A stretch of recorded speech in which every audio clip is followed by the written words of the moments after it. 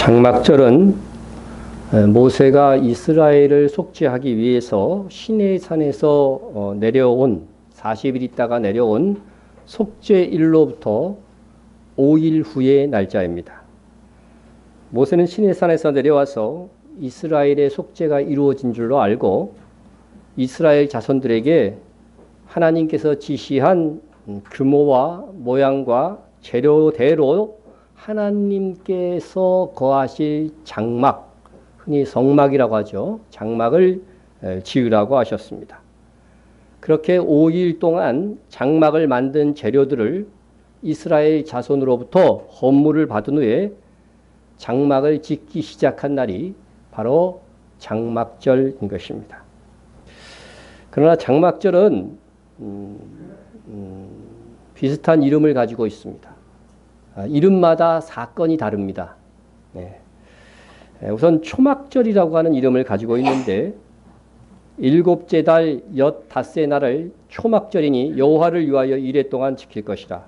너는 이레 동안 초막에 거주하되 이스라엘에서 난 자는 다 초막에 거주할지니. 초막에 거주하는 이유가 무엇인가?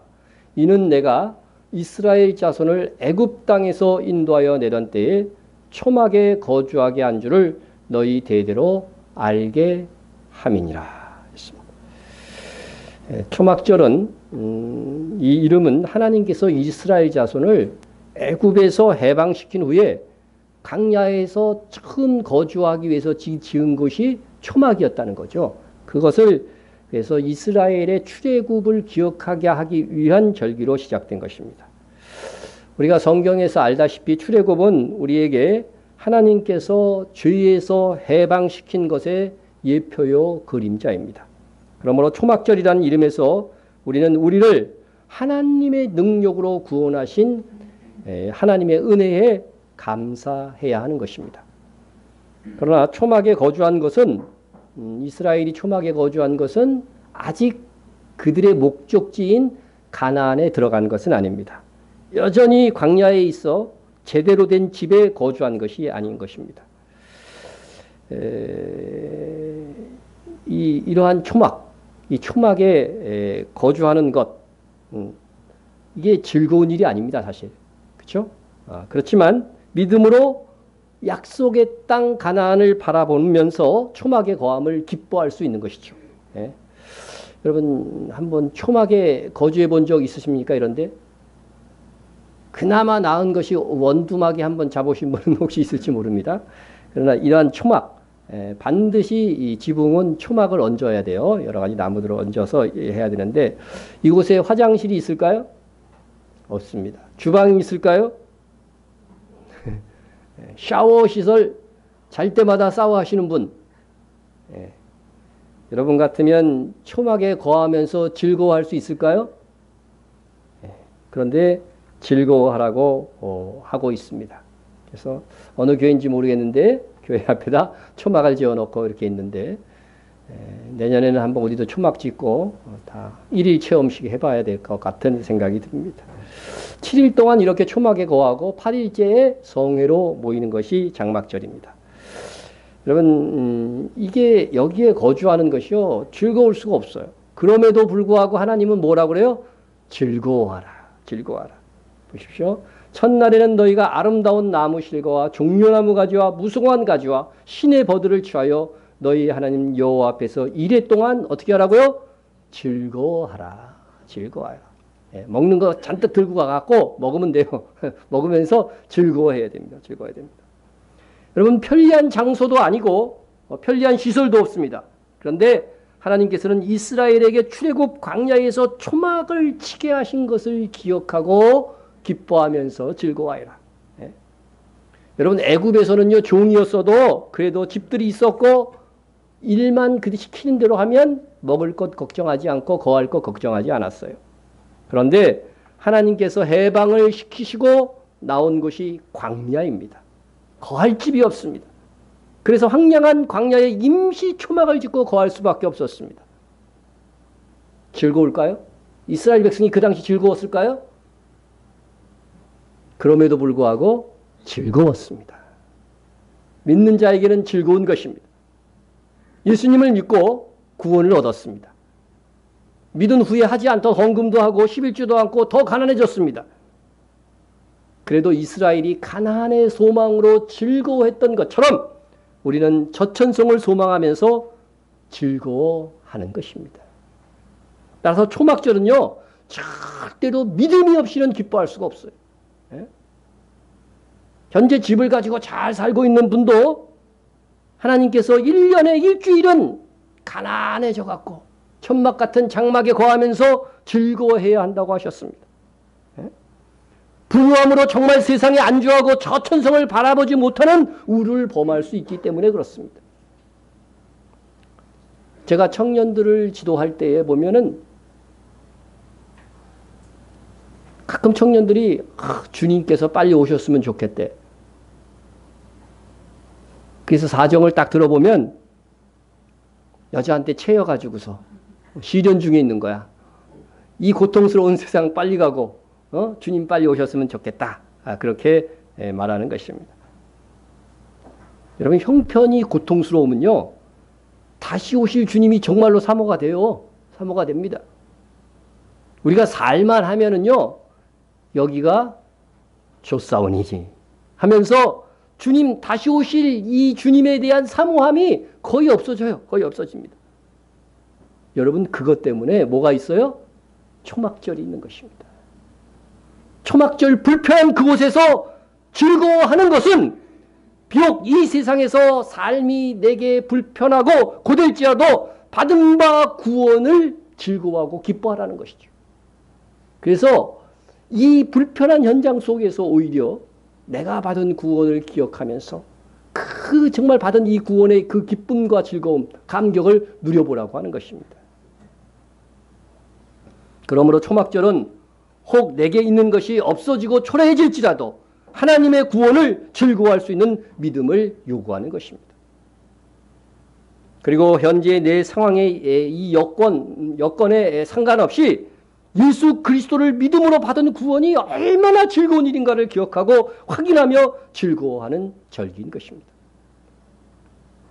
혹여 여러분들이 잘 살게 되어서 집을 짓게 된다면 초막을 지을 터나 초막을 지은 베란다가 있는 집을 선택하세요.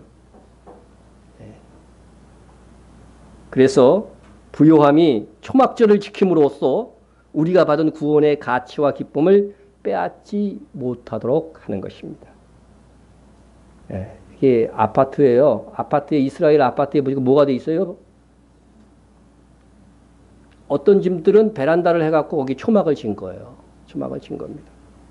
그래서 이 사람들은 이렇게 초막이 지을 수 있는 집이 아파트 가격도 더 비싸고 그러대요. 그래서 1년에 한 번 있는 것이지만 이 불편한 이곳에 거하면서 어떻게 돼요? 내가 구원받은 하나님의 백성이다.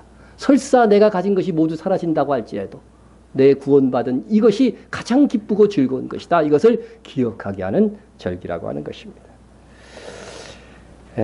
또 장막절은 초막절이라는 이름도 가지고 있지만 수장절이라고 하는 이름도 가지고 있습니다. 수장절을 지키라. 이는 내가 수고하여 이룬 것을 연말에 밭에서부터 거두어 저장함이니라.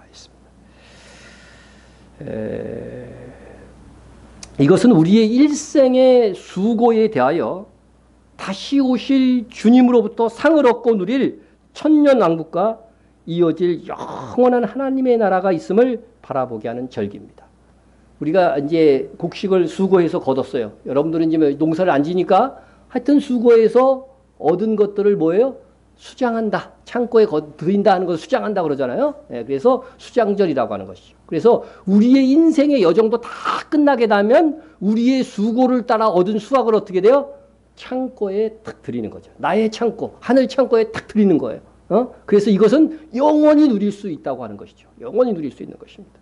그래서 따라서 우리는 그날의 완전한 그리고 풍성한 결실을 바라보면서 오늘날 작은 결실에도 감사하면서 살아가는 것이죠.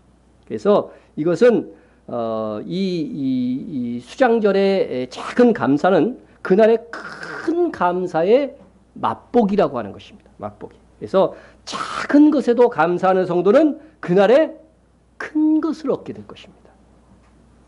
작은 것에 감사하는 성도는 필연 크게 감사하는 날이 올 것입니다. 호주에서 도시에서 도시를 운전해 가는 데는 호주는 인구 밀도가 높지 않아서 몇 시간씩 걸린대요. 그래서 번잡한 연휴 기간에는 주요 고속도로에 자원봉사자들이 커피를 무료로 제공하는 휴게소가 임시적으로 선다고 합니다. 한 부부가 오랜 시간 운전하는 동안 이런 휴게소를 들르는 것을 참 좋아했습니다. 한 번은 차를 세우고 들어가서 커피를 주문했더니 종업원이 커피 2잔을 딱 주면서 이불을 내세요. 이렇게 한 것입니다. 우리나라 돈으로 2,000원 내입니다. 무슨 소리냐? 무료 커피를 주는 휴게소가 아니냐고 이렇게 막 이 남자가 남편이 항의를 한 거죠. 그런데 종업원이 표지판에 있는 작은 글씨를 가리켰습니다. 거기에는 이렇게 써 있습니다. 이 휴게소는 운전자만 커피가 무료입니다. 동승하신 분은 커피값을 내셔야 합니다. 이렇게 쓰여져 있습니다. 이 남편은 기분이 너무 나쁜 거죠. 그냥 무료, 운전자 무료니까 그냥 다 무료인 줄 알고 막 들어왔는데, 그래서 이 광고는 잘못된 것이라고 하면서 화를 내고서 신경질을 내고서 이불을 지불하고 걸어 나왔습니다. 그러자 차에 돌아오자 지혜로운 아내가 차분하게 남편의 잘못을 지적해 주었습니다.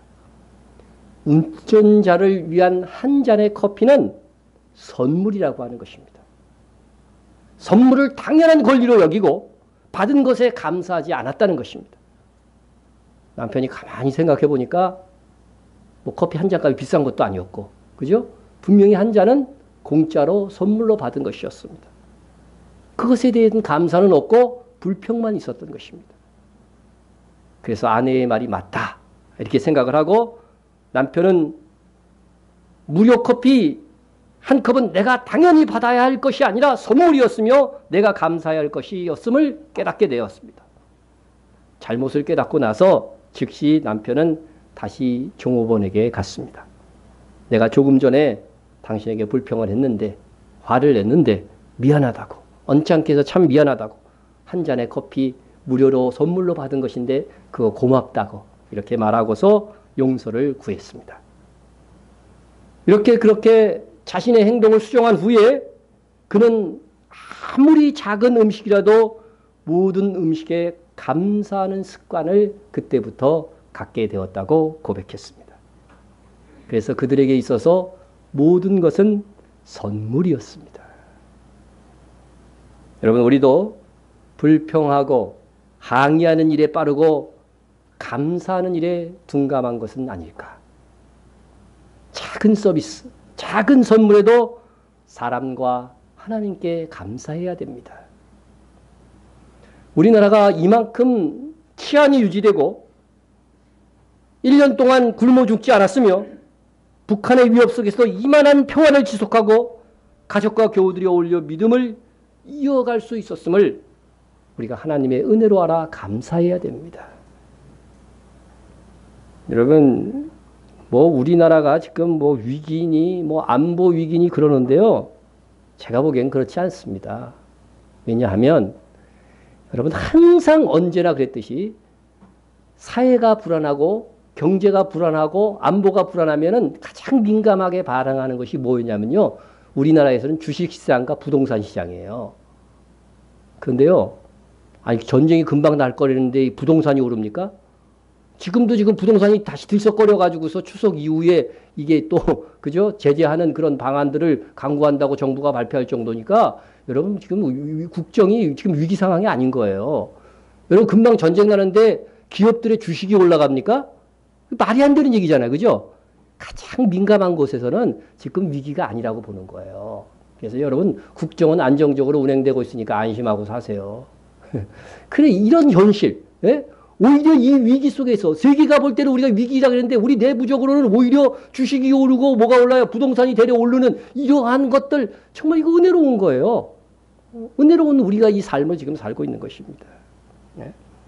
물론 우리에게 아쉽고 부족한 것이 없는 것은 아닙니다. 그럼에도 합력하여 선을 이루실 것을 믿고 하나님께 감사하세요. 감사하세요. 요즘 참 불평거리를, 비난거리를 찾는 사람들처럼, 막 불평거리를 찾는 사람들처럼 살아요. 그거 찾아내서. 예? 이런 사람들은 복받을 사람이 아닌 것입니다. 여호와 앞에 잠잠하고 참고 기다리라. 무엇 때문에 잠잠하고 참고 기다리라 했는지 한번 보세요.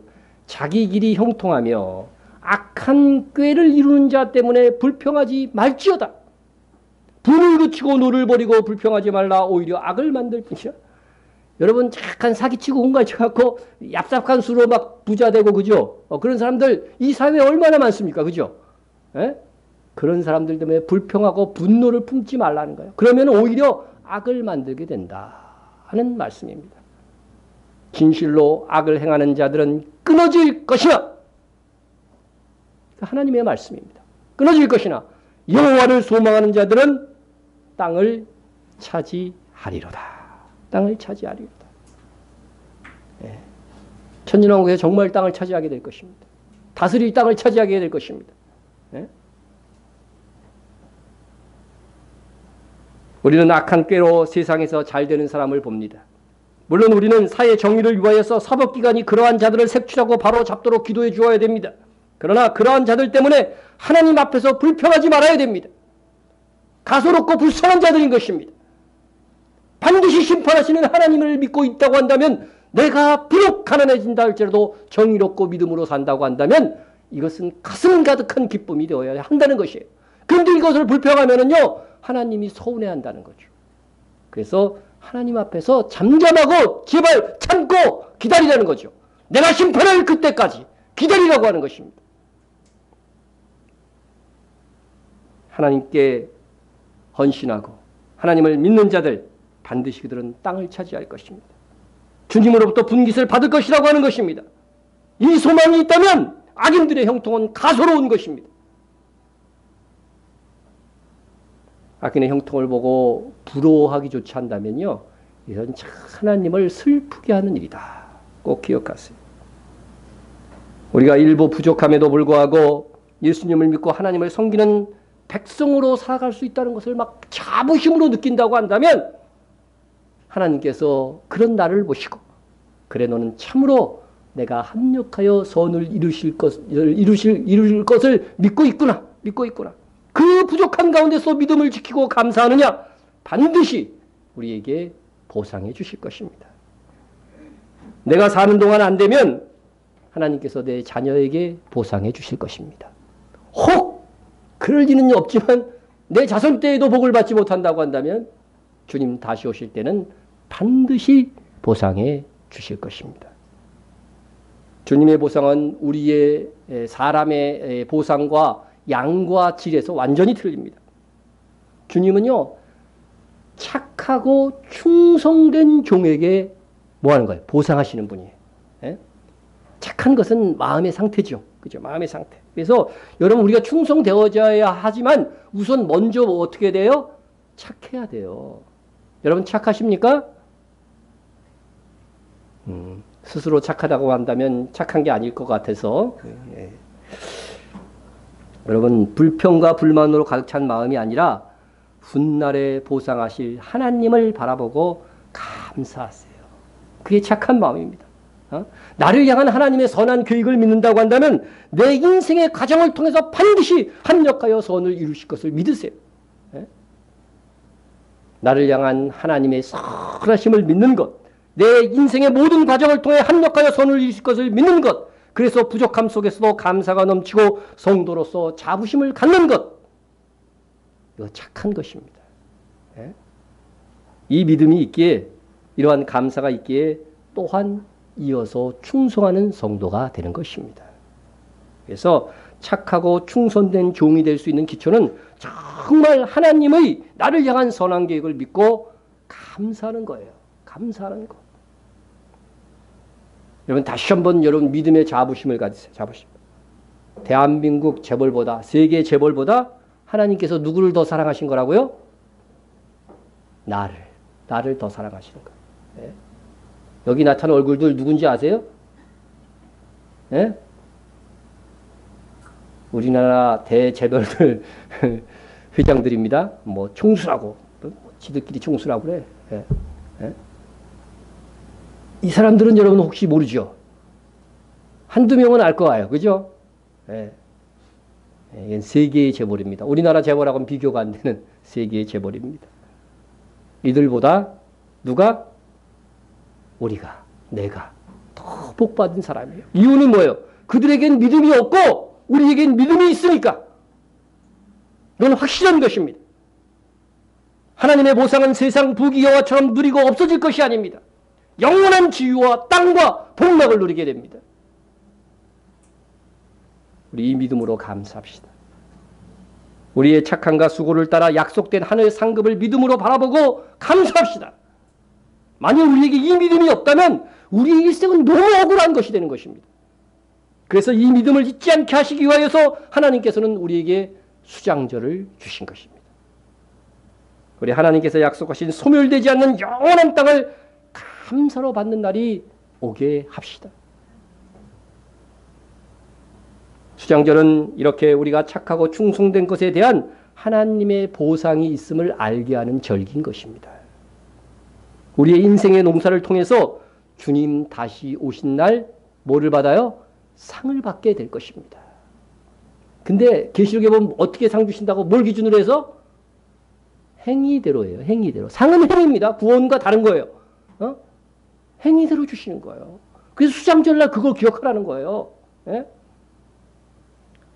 분명 우리는 주님께 우리의 행위대로 받은 상을 얻게 될 것입니다. 상을 얻되 우리의 수고와는 비교할 수 없는 영광을 얻고 주님 다스리는 천년 왕국을 누리게 될 것입니다. 예, 너무 기쁘죠? 너무 기쁩니다. 너무 기쁩니다. 다음에 장막절. 예, 세 이름 중에 장막절입니다. 예, 사실 추수감사절이라는 말은 성경에 없어요. 예, 장막절. 대부분의 교회에서는 초막절, 그리고 수장절의 의미로 추수감사절에 적용해서 이렇게 지킵니다. 그러나 우리에게는 진정한 의미인, 보다 정말 원래의 의미인 이 장막절의 참 의미를 알게 하신 하나님께 감사를 드립니다. 장막절은 예수님의 다시 오심과 천년 왕국을 바라보게 하는 절기입니다. 물론 장막절은 과거에 이루어진 것을 기억하는 절기이기도 합니다. 그러나 과거에 이루어진 장막절은 우리 주님 다시 오실 때의 장막절, 곧 천년 왕국과 영원한 하나님의 나라를 바라보게 하는 예표요 예언이 되는 것입니다.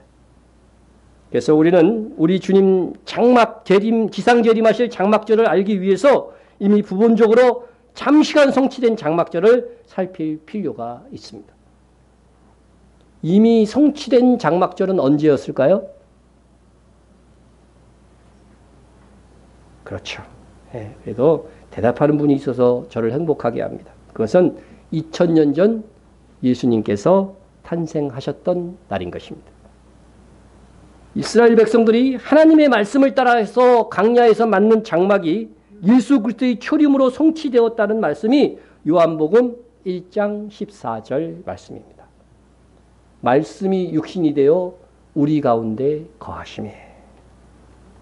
말씀이 육신이 됐다고 하는 것은 하나님이신 예수님께서 어떻게 돼요? 인간의 육신을 입고 이 땅에 오셨다는 뜻 아니에요. 이것을 일명 성육신이라고 부릅니다. 이렇게 예수님께서 성육신 하신 것은 우리 가운데 거하심에 이렇게 표현했죠. 근데 여기서 거한다 하는 이 단어는요, 헬라어 단어를 찾아보면은 장막을 치다입니다. 장막을 치다. 예? 그래서 이게 원문 그대로 읽으면 이렇게 되는 것이에요. 말씀이 육신이 되어 우리 가운데 장막을 치심에. 하나님이신 예수님께서 육신의 몸을 입고 이 세상에 오신 것을 우리 가운데 장막을 치신 것이라고 하셨다면 이는 장막절을 통해 예언하신 바가 성취되신 것입니다. 우리가 오늘 성탄절 우리 올해 처음 이게 장막절 예배를 드리시는 분은 오늘 왜 성탄절 노래를 부르지? 이상한 다 이렇게 생각하셨을지 모르겠는데 여러분 이 장막절에 예수님이 오신 것입니다. 또한 예수님의 이름 가운데 임마누엘이라고 하는 이름이 있는데 이것 역시도 장막절의 이름을 가진 것입니다. 보라 처녀가 잉태하여 아들을 낳을 것이요 그의 이름을 임마누엘이라 하리라 하셨으니 이를 번역하면 하나님이 우리와 함께 계시다. 여러분 장막을 친다는 것은 우리와 함께 거한다는 거잖아요. 그래서 임마누엘은 장막의 의미를 가지고 있는 예수님의 이름인 것입니다. 우리가 몇 번 여러분에게 말씀을 드렸지만 다시 예수님이 탄생하신 날이 12월 25일이 아니고 왜 장막절로 추정하는 것인가 하는 말씀을 드립니다. 자꾸 말씀을 드리는 것은 여러분들이 자꾸 까먹기 때문입니다. 누가복음을 보면 세례 요한의 아버지는 사가랴이고 제사장이었습니다. 예수님의 탄생 날짜를 잡는데 이제 세례 요한을 정확하게 잡아야지 그걸 알 수가 있습니다. 아비야 반열의 제사장이었어요. 이 사가랴 선지자는 아비야 반열의 제사장. 제사장은 광야 시대 때에 아론과 그의 네 아들이 그 직분을 감당했습니다. 근데 광야 시대가 끝나고 다윗 시대가 되자요. 제사장들 숫자가 너무 많이 늘어난 거예요. 막 2만 명씩 막 늘어나다 보니까 성전 건축 준비와 함께 다윗이 성직에 임할 레위 사람들을 분류하고 제사장들을 24반열로 이렇게 나눈 거죠. 쉽게 얘기하면 24개 조로 나눴다는 거예요. 나눴어요. 그래서 24족장이 24반열의 우두머리가 되었는데 세례 요한의 아버지 사가랴는 아비야가 족장인 제사장 반열에 있었다 하는 것입니다. 24 이 제사장 반열은 한 주에 한 주씩 안식일마다 이렇게 교대를 하는데 안식일은 바쁘니까 어떻게 돼요? 두 조가 같이 하고 이게 안식일마다 이렇게 교체하면서 일주에 한 번 감당하는 걸로 해서 교대하게 되어져 있었습니다. 아비야 반열은 24반열 중에서 제비 뽑은 결과 8째 순서가 됩니다. 구약 성경을 보면 나오는데 7째는 학고스요 8째는 아비야요 이렇게 되어져 있습니다. 그래서 24반열은 표로 보면은 이렇게 되어 있는데 오늘 우리가 중요한 것은 8번째 반열인 아비야인 것입니다. 아비야. 자, 이 24반열의 제사장 순번은 얼마간 무너지기도 했지만 바벨론 포로 후에 이스라엘이 귀환해 가지고서 복원이 됩니다. 이것은 요세푸스의 글에도 역사 기록에도 나옵니다. 그리고 예수님께서 생존하실 때에도 이것이 그대로 지켜지고 있었어요. 하나님께서는 대제사장과 제사장의 타락에도 불구하고 24반열 제도를 그대로 지속하게 하신 것에는 분명한 이유가 있습니다. 오늘날 성탄절로 지키고 있는 12월 25일은 실제로 예수님이 태어나신 날이 아니다라고 하는 것은 모든 사람이 다 알아요. 이건 상식에 속합니다. 처음 성탄절의 이 12월 25일의 시작은 사실은 태양신을 섬겼던 고대 로마의 연중 최고 절기였어요.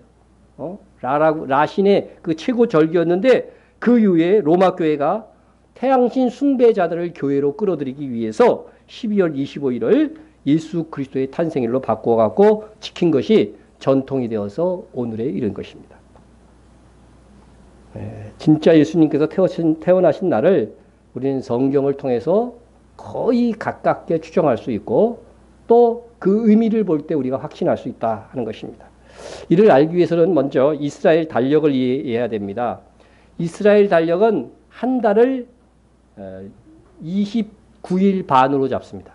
그래서 한 달은 30일, 한 달은 29일 이렇게 되는 것이죠. 그래서 30일 되는 달은 완전한 달이고 29일 된 날은 불완전한 달로 이렇게 불렀다고 합니다. 자, 이스라엘 달력은 완전한 음력은 아니고 태양력도 약간 가미된 거예요. 태음력이라고 하죠. 그래서 12달 1년을 354일이 됩니다. 6시간. 그래서 보통 우리가 지키는 365일이나 66일보다 그 12일이 적습니다. 그래서 이를 맞추기 위해서 3년마다 윤달을 두고 있습니다. 3년마다. 그래서 13번째 달이 있는 거죠. 그래서 총 1년을 하면은 50.6주, 그래서 반올림에서 보통 51주로 계산을 하게 되는 것입니다. 자, 그런데 제사장들이 51주기 때문에 제사장들이 24반열이 계속 일주일에 한 번씩 돌아가면 1년에 몇 번 할까요? 제사장 직분을? 2번 하게 되겠죠. 그러면 몇 주가 남아요? 몇 주가 남죠? 3주가 남죠. 그죠? 3주가 남아요. 그래서 48주 플러스 3주. 3주는 유월절, 오순절, 초막절로서 모든 제사장들이 다 일하는 거야, 이때는. 전 제사장들이 다 나와서 일하게 되는 것입니다. 그래서 51주가 채워진다 하는 것을 여러분들이 상식적으로 알기를 바랍니다. 그런데 세례 요한의 아버지 사가랴가 자기 순서를 따라서 제사장 직무를 행했다고 되어 있어요. 분명히. 그래서 이 제사장 반열의 이 순서는요, 항상 순서대로 들어가는 것이기 때문에 어떤 결과를 하면 항상 같은 날짜에 들어가게 되는 거예요. 1년, 매년마다. 네. 마침 사가랴가 그 반열의 차례대로 하나님 앞에서 제사장의 직무를 행할세 이렇게 되어 있죠. 그죠? 마침 사가랴가 그 반열의 차례대로 들어갔다는 거예요. 아무렇게나 들어간 게 아니라. 그래서 이것은 사가랴가 들어간 날짜를 정확하게 알 수 있어요. 잘 알 수 있습니다. 자, 그래서 이게 조금 표로 보면은요, 사가랴는 바로 3월 둘째 주, 아비야 반열에 속했으니까 3월 둘째 주일에 그 직분을 감당하기 위해서 들어간 것이 되는 것입니다. 자, 그런데 이 사가랴가 이때 3월 둘째 주에 자기 순번을 따라서 그 제사장, 그것도 제비를 뽑아갖고 이렇게 들어간 거는 이게 4억 분의 1인가 그런데 확률이요. 들어갈 확률이. 그런데 거기에 마침 제비를 뽑혀서 들어간 거예요. 제사장으로. 제사장이 많기 때문에 성전에 들어가서 다 직무를 볼 수 있는 게 아니에요. 제비를 뽑아갖고 들어가는 거예요. 제비를 뽑아갖고 마침 이 세례 요한의 아버지가 걸렸는데 세례 요한의 아버지가 이제 향단에서 이렇게 분향을 하다가 놀라운 말씀을 천사로부터 듣게 됩니다. 천사가 그에게 이르되 사가랴여 무서워하지 말라. 너의 간구함이 들린지라 내 아내 엘리사벳이 내게 아들을 낳아주리니 그 이름을 요한이라 하라. 너의 간구함이 들린지라 그랬으니까 어떻게 돼요? 자식 있기를 기도한 거예요? 안 한 거예요? 기도한 거죠. 기도한 거예요. 기도한 것입니다. 예. 그런데도 불구하고 막상 천사가 아들을 낳을 것이다 그러니까 어떻게 됐어요? 사가랴가. 아유, 나도 나이 많이 먹고 내 아내도 나이 많은데 어떻게 납니까? 의심하다가 어떻게 됐어요? 아이 날 때까지 벙어리가 돼버렸네. 벙어리가 돼. 이 사람이라는 게 그래요. 이 제사장도요, 믿습니다. 막 하나님 앞에 구하고 막상 천사가 들어준다고 그러니까 글쎄 그게 진짜 될까요? 이렇게 했던 것이죠. 인간의 믿음의 연약함을 여기서 볼 수가 있습니다. 자, 그리고 나서 자기 직무를 다 채우고 집으로 갔어요. 집으로 가서 이제 아들이 있을 것이라고는 말을 들었고 벙어리까지 됐으니까 이거 확실하게 믿을만 하잖아요. 가자마자 뭐 했을까요? 뭔가 작업을 했을 거예요. 그죠? 그래서 말씀도 그렇게 되어 있습니다. 그 직무의 날이 다 되매 집으로 돌아가니라. 이후에 그의 아내 엘리사벳이 잉태하고 이렇게 되어 있습니다. 자, 말씀대로 시기를 추정하면 사가랴는 셋째 달 둘째 주까지 직무를 수행한 뒤에 이달 중순견에 귀가했고 그 아내 엘리사벳은 바로 세례 요한을 임신했습니다. 세례 요한은 이때로부터 몇 달 후에 태어났을까요? 10달입니다. 잘 모르시는 분들이 있는데 10달 후에 태어납니다. 10달. 자, 따라서 세례 요한의 탄생일로부터 탄생일은 히브리 달력으로 셋째 달 중순 플러스 임신기간, 제가 해놨는지 모르겠는데 임신기간 10달을 하면 13째 달이라 중순경이 나와요. 근데 13째 달은 없잖아요. 그러니까 그게 1월 중순이라는 거죠. 여러분 유대력의 1월 중순에 뭐가 있어요? 1월 14일, 15일이 6월절이잖아요. 그래서 그 6월절 주간에 세례 요한이 탄생했다. 이렇게 예수 그리스도를 믿는 세례 크리스찬들은요, 유대인들은 다 그 세례 요한이 6월절에 태어난 걸로 인정을 합니다. 자, 이때는 유대 달력에서 니산월 중순견 1월 14일 날 세례 요한이 태어났다. 그런데 예수님은 세례 요한보다 몇 개월 후에 탄생했어요? 보라 내 친족 엘리사벳도 늙어서 마리아를 아들을 배웠느니라. 본래 임신하지 못한다고 알려진 이가 이미 6달이 되었나니. 그래서 천사가 수태고지라고 그러죠. 마리아에게 이제 너에게 예수님이 잉태될 것이다. 성령으로 잉태될 것이라는 걸 전할 때에 이미 엘리사벳은 6달, 임신 6달이 됐다는 거죠. 그러니까 예수님은 세례 요한보다 6개월 후에 탄생하였으니까 당연히 7월 중순경이 되는 것입니다. 자, 7월 중순경은 언제일까요? 오늘 우리 읽었던 말씀대로 7째 달 15일이 바로 장막절이에요. 장막절? 바로 오늘인 것이죠. 우리나라 태양력으로 환산하면 오늘인 거예요. 오늘. 그래서 7월 15일. 그래서 9월 말에서 대부분 10월 중순경에 우리 달력으로는 오게 됩니다. 그래서 이렇게 정확하게 날짜까지는 못 박지 못해도 예수님은 장막절 즈음에 태어난 것은 분명해요. 성경으로 따지면. 그러나 장막절의 의미를 살펴볼 때에 예수님은 장막절에 태어난 것으로 보는 것이 정확하다.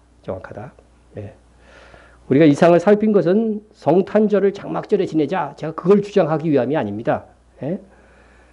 성탄절을 기억하고 우리가 기뻐하는 것은 좋지만 그날을 절기나 기념일로 지키는 것은 주께서 명령하신 바가 아닌 것이죠. 아닌 것입니다.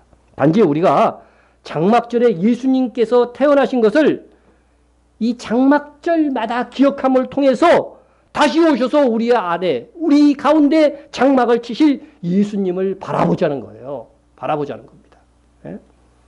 계시록 21장 3절에 보면 새하늘과 새 땅이 임합니다. 천년왕국도 지나고 나서 새하늘이 새 땅에 쫙 임하는 그 영원한 하나님의 나라에서 하나님의 장막이 우리 가운데 임하는 장면이 나와요.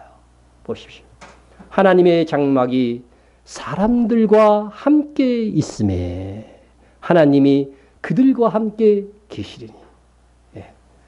여러분, 하나님께서 장막을 치신다는 것은 하나님께서 우리와 함께 계신다는 의미입니다.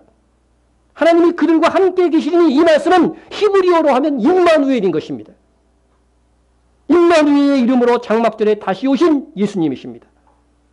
예수님은 장막절에 또다시 이 땅을 밟게 될 것입니다. 그러나 예수님의 오심으로 장막절의 예언이 다 이루어진 것이 아닙니다. 하나님 아버지께서도 우리 가운데 장막을 치실 것이기 때문입니다. 그래야 임마누엘의 예언이 다 이루어지는 것입니다. 그래야 예수님이 오시고 예수님께서 세상 나라를 다스리는 천년왕국이 이루어져도 장막절은 그대로 지켜지는 절기가 될 것입니다. 그 이유는 아직까지 장막절, 그때까지 초막절이 최종적으로 성취되어야 할 그 하나님께서 우리와 함께 하시는 날을 남겨두고 있기 때문인 것입니다. 하나님이 우리와 함께 계심이 이 장막절의 의미라고 한다면 성부, 성자, 그죠? 성령까지 함께 우리와 함께 있어야 이 예언이 최종적으로 성취가 되는 것입니다. 자, 그래서 예수님이 재림하셔서 다스리는 천년 왕국 속에서도 뭐는 지켜진다? 장막절, 곧 초막절은 지켜진다는 것이죠. 말씀을 통해서 확인하겠습니다. 예루살렘을 치러 왔던 이방 나라들 중에 남은 자가 해마다 올라와서 그 왕 만군의 여호와께 경배하며 초막절을 지킬 것이라. 여러분, 예루살렘을 치러 왔던 이방 나라는 예수님의 재림을 통해서 어떻게 돼요? 완전히 멸절될 것입니다. 그러나 그 나라의 군사가 아니었던 자들은 그들의 국가는 어떻게 돼요? 그대로 남아있다는 거예요. 주님 재림하실 때 그들의 그 남은 백성들은 그대로 있어서 그들은 살아서 천년 왕국에 들어가게 될 것입니다. 그것이 바로 세상 나라가 우리 주와 그리스도의 나라가 된다고 하는 그 표현이, 말씀의 표현인 것입니다. 자, 우리는 부활하거나 호련히 변하는 몸으로 천년 왕국에서 왕노릇 할 것이지만 그들은 예수님과 그들의 성도들의 통치하에서 천년 왕국을 살게 되는 것입니다. 그래서 천년 왕국을 사는 자는 누구든 뭐를 지켜야 된다? 초막절을 지켜야 된다는 거예요. 초막절을 지켜야 됩니다. 만일 이방인들이 초막절을 지키지 않으면 어떻게 되느냐? 하나님께서 구체적인 재앙 하나를 예를 들어 주셨는데 비를 안 내릴 것이다. 비를 내리지 않을 것이다. 말씀을 봅시다. 땅에 있는 족속들 중에 그 왕 만군의 여호와께 경배하러 예루살렘에 올라오지 아니하는 자들에게는 비를 내리지 아니할 것인지요. 그죠? 지금 이런 시대는 아니잖아요. 이런 시대가 있었던 적도 없잖아요. 이건 주님 재림하시고 천년 왕국 때 있을 일을 말씀해 주는 거죠. 여호와께서 초막절 곧 장막절을 지키러 올라오지 아니하는 이방 나라들의 사람을 치시는 재앙을 그에게 내리실 것이다. 이렇게 분명히 말씀하고 있습니다. 그래서 장막절은 주님 다시 드리는 천년 왕국에까지 끝까지 남아있는 절기가 될 것이라고 하는 것입니다. 자, 최초의 하나님의 능력으로 출애굽한 이스라엘 백성들은 장막이 없었어요. 그죠? 홍해 바다를 건너면서 이제 출애굽이 시작되었습니다. 구름 기둥, 불 기둥이 그들을 인도했어요. 그래서 홍해 바다를 건널 때는 밤이었기 때문에 새벽녘이었기 때문에 아마 불 기둥이었을 것입니다. 그래서 이스라엘 백성이 이제 광야에 들어와서 이제 초막에 거하게 되었고, 그래 차츰 이 초막은 장막으로 바뀔 수밖에 없었어요. 장막으로 바뀌었고, 그 다음에 이스라엘 백성이 거하는 장막, 이스라엘에게 장막에 이제 거했는데 장막 가운데에 하나님께서 거하실 장막도 지으시라고 해서 이 작업이 장막절에 시작된 거죠. 그래서 이스라엘이 거하는 장막 맨 가운데 뭐가 있어요? 하나님의 장막. 내가 그들 가운데 거한다는 그런 의미인 것입니다. 그들 가운데. 그것에 대한 예언이 예수님께서 탄생하여 우리 가운데 거하실 것이고, 다시 오실 주님께서 또 우리 가운데 거하시면서 두 번째 완벽하게 이루어질 것이라고 하는 것입니다. 그래서 하나님이 거하실 장막, 이것을 자세히 보면 이렇게 모양이 됩니다. 그래서 이 장막은 가나안 땅에 들어가서는 이 장막이 뭐로 바뀝니까? 솔로몬 성전으로 바뀌죠. 솔로몬 성전으로 바뀝니다. 그래서 성전은 결국은 장막절의 최종의 모습인 것입니다. 예수님께서는 바로 이 성전이라고 하셨고, 예수님께서 자신을 가리켜 성전이라고 하신 것은 자신이 바로 장막이기도 하셨다고 하는 것입니다. 그러나 예수는 성전된 자기 육체를 가리켜 말씀하신 것이라 했습니다. 여러분, 성전도 예수님입니다. 그러나 하나님은 삼위일체시기 때문에 성전은 곧 성령님이시고, 또한 성전은 곧 하나님 아버지이시기도 한 것입니다. 여러분, 성령님은 이미 신약의 첫 번째 오순절에 강림하셔갖고 우리와 함께 계시죠. 우리 안에 내주하고 계시기까지 하십니다. 지금, 그죠? 이미 함께하고 계셔요. 이게 바로 임마누엘이에요. 임마누엘. 예수님은 이제 다시 승천하셨기 때문에 훗날 장막절에 지상 재림하셔서 우리와 함께 영원히 계실 것입니다. 이게 두 번째 임마누엘이 이루어지는 거예요. 삼위일체 하나님이니까 세 번 이루어져야 되죠. 그죠? 최종적으로 천년 왕국이 지나고 새 예루살렘이 하늘에서 내려와 하나님 아버지께서도 우리 가운데 거하게 되십니다. 그리하여 삼위일체 하나님께서 우리와 영원히 함께 계심으로 장막절이 예표한 바 하나님께서 우리와 함께 계시는 임마누엘이 완전 성취되는 것입니다. 여러분, 하늘에서 내려오는 새 예루살렘 성 안의 성전을 한번 보십시오. 성 안에서 내가 성전을 보지 못하였으니 이는 주 하나님 곧 전능하신 유아 및 어린 양이 그 성전이심이라. 성령님은 이미 와 계시기 때문에 이제 아버지 하나님과 예수님만 성전됨을 말씀하고 있는 것입니다. 여러분 그동안에 건물이 있던 성전, 장막이었던 그 하나님의 거소, 이것은 전부 다 뭐였어요? 예표고 모형인 거예요. 마지막에 성전의 성취는 전능하신 하나님, 성령님, 예수님, 이렇게 그 성전이 최종적으로 성취될 것을 말씀하고 있는 것입니다. 그래서 삼위일체 하나님께서 우리 가운데 거하심으로 장막절의 최종 예언은 성취될 것이다 하는 것입니다. 그러나 우리가 이제 곧 다음에 있을 장막절은 뭐냐면 예수님의 다시 오심으로 성취되는 그런 장막절이니까 우선은 주님 다시 오실 때 천년왕국에서 우리의 수고를 따라 받을 상급을 바라보면서 우리가 장막절을 기뻐하는 것이 옳습니다. 그런 차원에서 성경은 반복적인 예언성을 갖고 있기 때문에 예수님께서 처음 이 땅에 오실 때의 상황에서 재림 때의 상황을 어느 정도 우리가 예상할 수가 있게 되는 것이죠. 그래서 예수님 탄생 시에 예수님을 찾아뵙고 경배한 동방박사의 예를 들어서 마지막 시대에도 이와 같은 일들이 있을 것이라고 하는 말씀을 여러분에게 드리고자 합니다. 이 동방박사들은 아마도 유다가 바벨론의 포로 생활을 할 때에 다니엘에게 배운 박사들의 후예였을 것입니다. 그래서 다니엘은 모든 박사들의 우두머리였다고 하기 때문에 그때 예수님이 탄생하실 것을 그 징조들을 다니엘에게 배워서 이렇게 유전되어져서 이 박사들이 알았을 것으로 보통 학자들은 이야기를 합니다. 자, 동방 박사들은 별의 인도를 따라서 예루살렘까지 왔어요. 그렇자 예루살렘에서 어떻게 됐어요? 별이 일시적으로 없어진 거죠. 없어진 겁니다. 그래서 이 동방 박사들이 여기저기 막 묻습니다. 뭐라고 묻었느냐? 유대인의 왕으로 나신 이가 어디 계시냐? 우리가 동방에서 그의 별을 보고 그에게 경배하러 왔노라 하니. 이 말씀에서 이방인인 이 동방 박사들이 예수님을 뭐라고 부르고 있어요? 유대인의 왕이라고 부르고 있어요. 우리도 오늘 불렀던 찬송가 123장에 누가 나셨다? 무슨 누구의 왕? 이스라엘 왕이 나셨다. 이렇게 부르잖아요. 기가 막혀요. 동방 박사들이 이방인이에요. 유대인이 아니에요. 이 사람들은 확실하게.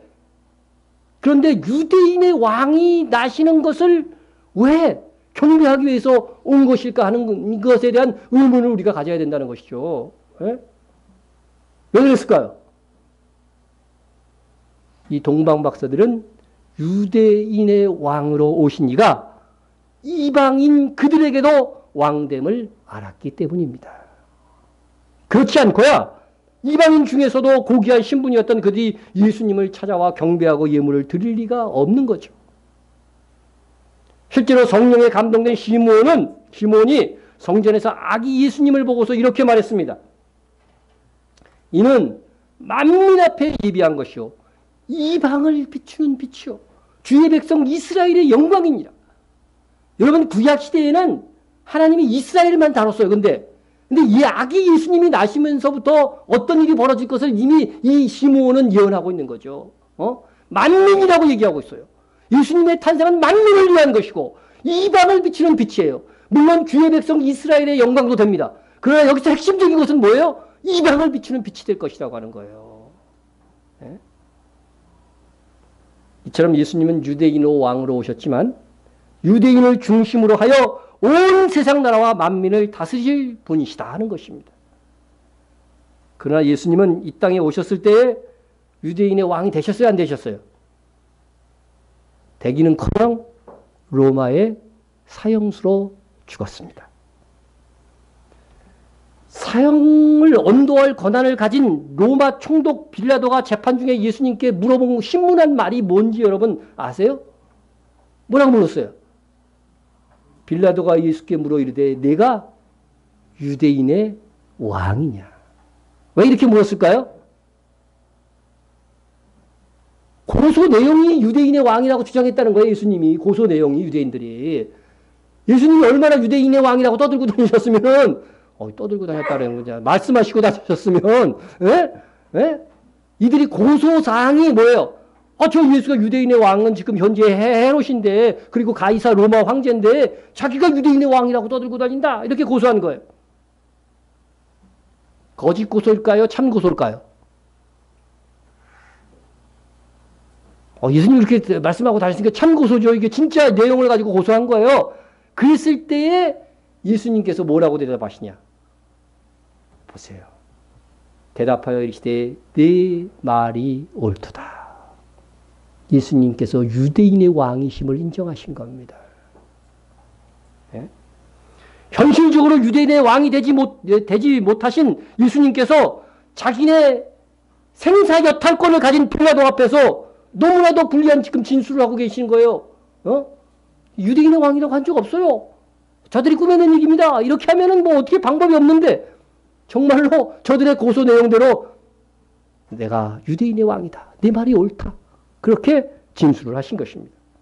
그리하여 결국 예수님의 십자가에 붙은 이 제명까지 세 개의 언어, 헬라어, 로마어, 그러니까 라틴어겠죠. 라틴어, 그리고 히브리어, 이 세 가지 언어로 제패의 제목이 어떻게 붙었는지 아세요? 빌라도가 패를 써서 십자가 위에 붙이니 나사렛 예수 유대인의 왕이라 기록되었더라. 예수께서 못 박히신 곳이 성에서 가까운 거로 많은 유대인이 이 패를 읽는데 히브리어와 로마어와 헬라말로 기록되어 있더라. 그게 이거예요. 이렇게 제패가 붙었을 것입니다. 우리나라 말로 하면 유대인 왕 나사렛 예수라는 제목으로 예수님은 죽으신 것입니다. 자칭 유대인의 왕이라고 쓰지 않은 항의가 있었지만 빌라도가 받아들이지 않았습니다. 결국 예수님은 공식적으로 유대인의 왕이라는 주장 때문에 죽으신 것입니다. 왜 이렇게 예수님은 유대인의 왕으로 나시고 유대인의 왕이라고 주장하시다가 유대인의 왕이라고 하는 제목으로 죽으신 것일까? 그분이 다시 오실 때에 유대인의 왕으로 오실 것이기 때문인 것입니다. 그래서 요한계시록에서 예수님께서 만왕의 왕으로 오실 것이다. 만주의 주로 오실 것이다 하시면서 동시에 뭐라고 말씀하셔요? 그분은 유다 지파의 사자로 오시는 것이다. 네? 그러면 유대인의 왕이 어떻게 이방인을 포함한 만왕의 왕이 될 수 있는가 하는 것이죠. 네? 예수님은 재림하셔서 유대인들을 제사장으로 삼고 성직으로 다시 삼고 이방 나라의 예배와 섬김을 받으실 것이기 때문에 그렇습니다. 예수님께서 다스리실 천년왕국에서는 예루살렘과 유대에 있는 유대인들은 일상의 생업에 종사하지 않습니다. 그리고 이방인들이 하나님께 나아오는 일을 돕는 그런 성직을 감당하게 되는 것이죠. 제가 생업을 갖지 않고 뭘 해요? 여러분의 신앙생활을 돕는 도우미, 그죠? 그 성직을 감당하잖아요. 그와 같이 이방 온 나라들이 이제 예루살렘에서 예수님이 통치하실 거기 때문에 와서 이제 예수님께 나아갈 때 그것을 돕는 봉사자의 직분을, 성직을 감당하게 되는 것이 유대인들이 할 역할이라고 하는 것입니다. 하나님은 원래 이스라엘을 이방의 제사장 나라로 창조하셨어요. 네? 보세요. 이스라엘 민족이 처음 민족이 되어서 광야에 있을 때에 시내산에서 하나님께서 말씀하셨어요. 너희가 내게 대하여 뭐가 되며? 제사장 나라가 되며 거룩한 백성이 되리라. 너는 이 말을 이스라엘 자손에게 전할지니라. 이방의 모든 민족의 제사장 나라가 되라고 그들을 세웠어요.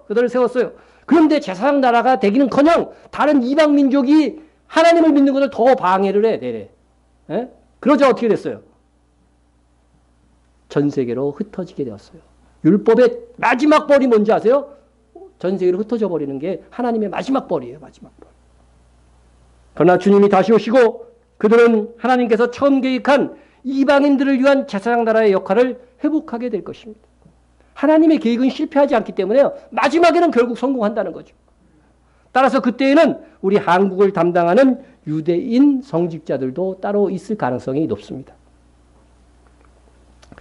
우리가 지난주에 속죄일 예배 때에 예수님께서 인용하신 이사야 61장을 본 바 있죠.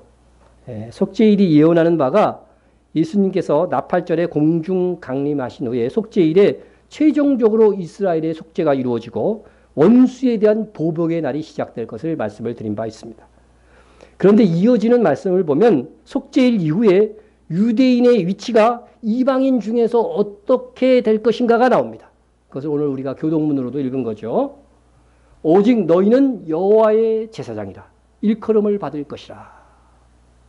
사람들이 너희를 우리 하나님의 봉사자라 할 것이며 너희가 이방 나라의 재물을 먹으며 그들의 영광을 얻어 자랑할 것이니라. 제가 뭘 먹고 살아요? 여러분이 헌금한 돈으로 생활비를 하고 먹고 살죠? 그죠? 좀 적긴 하지만 그렇게 삽니다. 그렇게 사는데 이스라엘이 나중에 어떻게 된다고요? 그렇게 되는 거예요. 이방의 재물을 먹고 그들이 영광을 얻을 것이라고 하는 거예요. 이것은 뭐냐면요. 이방인이 하나님 앞에 나아갈 때 어떻게 돼요? 유대인들이 성직을 감당하여 일상의 업무를 하지 않고 이방인이 하나님께 드리는 재물 중에서 나눠서 먹는 거예요. 그죠? 그런 체제가 될 것을 이미 성경이 예언하고 있는 것입니다. 그래서 하나님께서는 일찍이 이스라엘에게 그것을 약속한 바 있습니다. 보십시다. 내가 또 너희가 수고하지 아니한 땅과 너희가 건설하지 아니한 성읍들을 너희에게 주었더니. 그렇죠? 이것은 이미 이루어진 거죠. 이루어진 거지. 하나의 예표가 되는 거예요. 이거는요.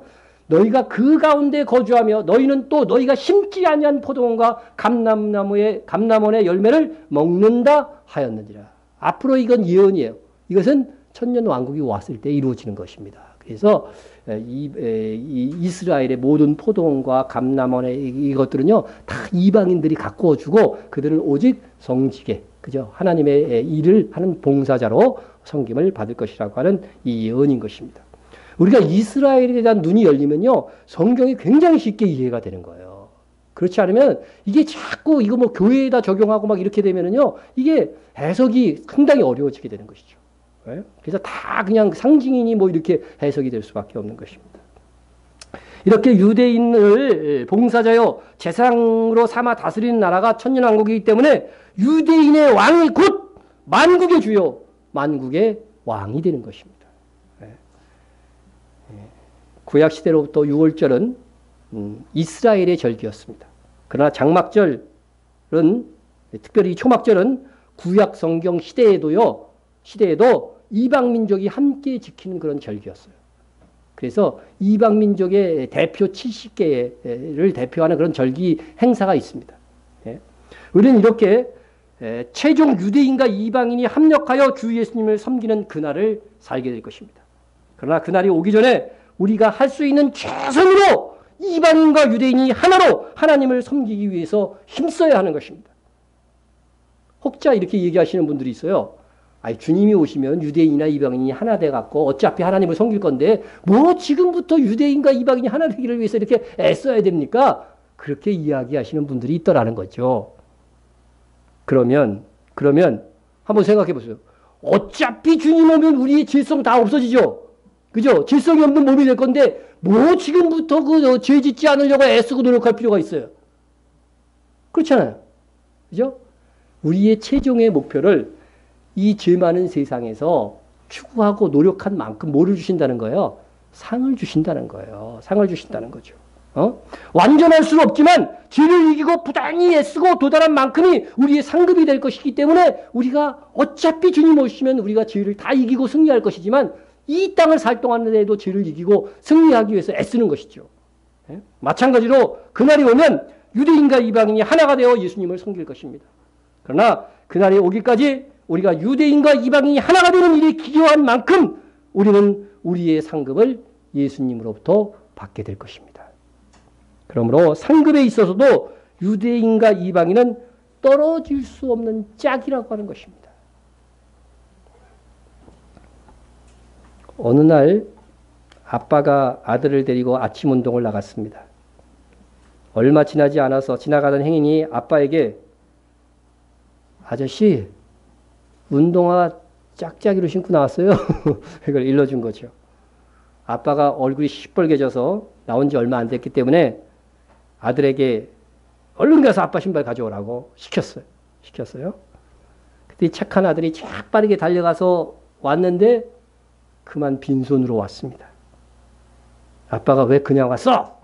약간 화난 듯이 물으니까 이때 아들이 하는 말이 무엇이었길래요? 집에 있는 것도 짝짝이에요. 네. 아직 웃지 않는 분들은 잘 생각해 보시고 웃으시기 바랍니다. 네. 여러분, 기가 막히게도 이런 일이 지금 유대인과 이방인 사이에 종종 벌어지고 있는 현상입니다. 네. 이방인과 유대인이 짝이 되어 하나가 되어야 함에도 불구하고 유대인은 이방인에 대하여 하나가 되려 하지 않고 이방인 교회도 유대인에 대하여 하나가 되려 하지 않는 그런 현상이 일어나고 있다고 하는 것입니다. 이방에서도 이스라엘에서 짝짝이 신발을 신고 있는 형국인 것입니다. 신발로 표현하면 이래요. 신발을 하나씩 내어주고 서로 하나가 되어야 됩니다. 하나됨을 위해서는 서로가 하나님께서 정하신 위치를 인정하고 겸손할 줄 알아야 됩니다. 우리가 혹 선교하다가 유대인들의 교만함을 보게 될지도 모릅니다. 선교사들은 그걸 보고 있대요.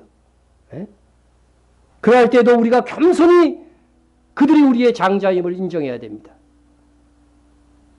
유대인들도 마지막 시대에 이방인의 교회를 이방인 교회의 도움을 받아야 한다는 것을 겸손히 깨달을 수 있어야 됩니다.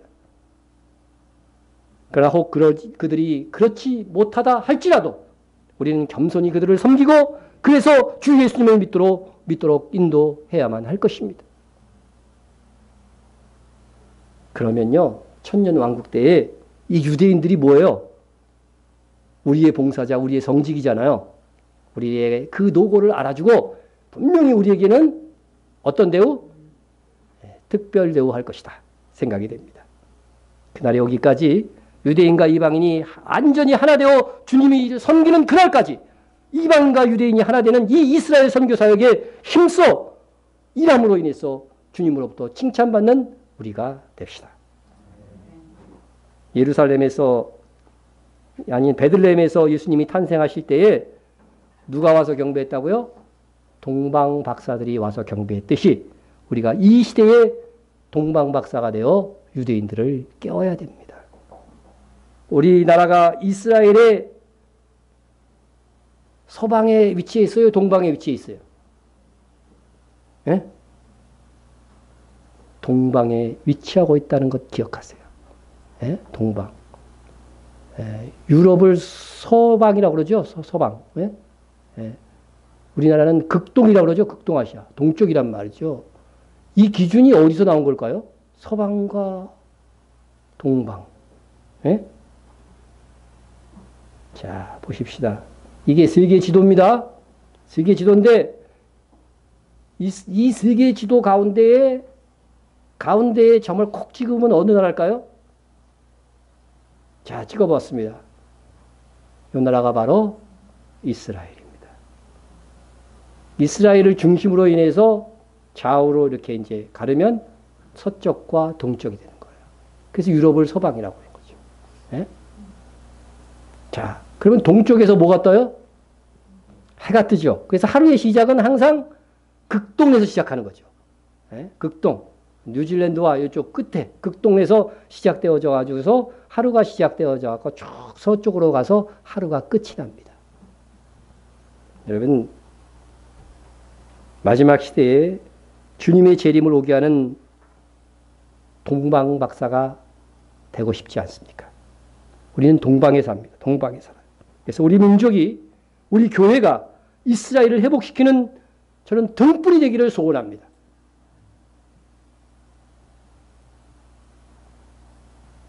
여기 이스라엘이고요. 여기가 어디예요? 우리가 사는 곳입니다. 예? 여기서 이스라엘로 향하게 되면요, 우리가 이 시대의 동방 박사가 되는 거예요. 우리가 작은 촛불을 켰습니다. 주님 다시 지상 재림하셔서 천년왕국의 왕이 되기까지, 왕이 되어 다스리는 그날까지 화산처럼 타오르는 불길처럼 이 일을 확장하고 하나님의 나라에 기여되기를 우리 다 함께 노력하고 기도합시다. 통성으로 기도하겠습니다. 추막절에는 우리가 받은 구원을 감사해야 됩니다. 6월절과 같은 의미도 있습니다.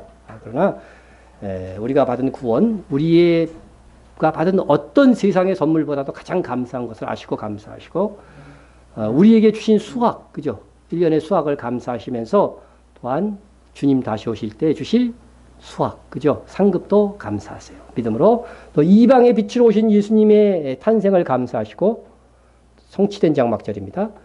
지상에 다시 오실 예수님께 또한 감사하십시오. 이게 미래의 장막절에 이루어질 일이죠. 다시 오셔서 우리에게 상 주실 우리 주님께 감사하십시오. 또 우리가 하나 되어 예수님을 섬길 유대인을 위해서 여러분 기도해 주시고, 또 북한 및 밖에 받는 세계 성도들을 위해서 동성애와 이슬람의 확산방지, 그리고 네타냐 교회와 리션 넷지온 교회를 위해서 기도해 주시고요. 우리 교회 분과 목회자와 선교사와 성도 간의 중보를 위해서 함께 기도해 주시기 바랍니다. 통성으로 기도합니다. 사랑의 하나님 아버지 감사합니다. 우리가 받은 구원, 세상에